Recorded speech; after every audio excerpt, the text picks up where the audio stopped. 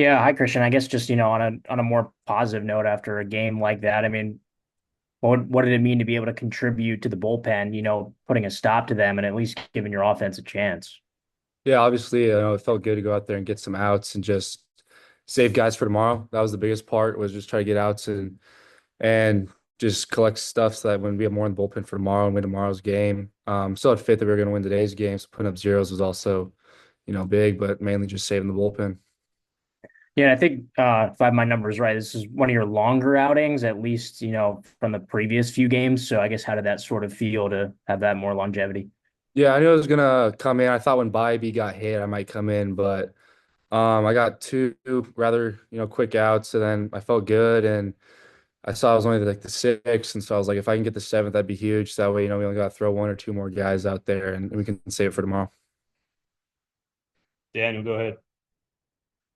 Yeah, I guess, obviously the start to the season maybe not how you'd like it to. Is there anybody on the staff that you maybe on or off the team that you kind of look to for support to help you through the first part of the season?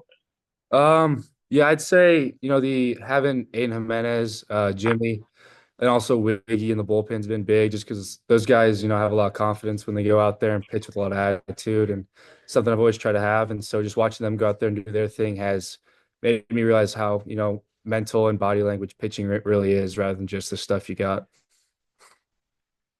I guess for you, just personally, what was the difference? Was it all mentality? Yeah. Honestly, the biggest thing was I just, a lot of prayer, just for my anxiety and like my headspace to be clear. And it took time for that to happen, but I finally, just go out there with a clear mind and a clear head and just go pitch really. I guess did you watch maybe film from last year to maybe try and help your way out of it, or how did you kind of go about approaching that?